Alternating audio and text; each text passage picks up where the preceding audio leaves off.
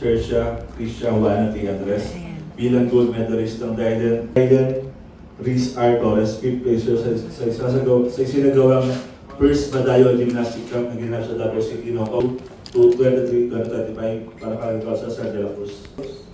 Hinihiling ko po sa still na kilalanin po natin yung karangalan na tama nila Sersia Andres po at Riz Torres na big placer sa isinagawang gymnastic Davao City.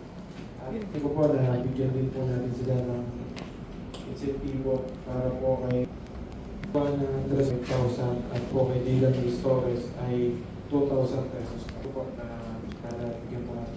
Sige po, pakalawa po ba? Kaya Pangulo, nandito ang bata at talaga naman siguro po hinihiling po ng council na actual po yung magulang.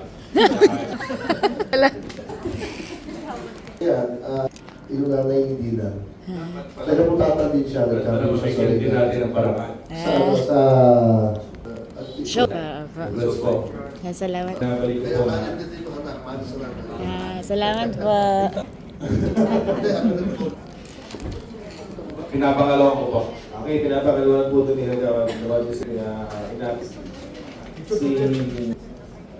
Yay! Clap hands! Yay! Picture po. Tayo. Ito.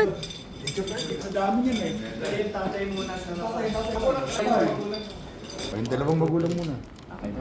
Salamat po.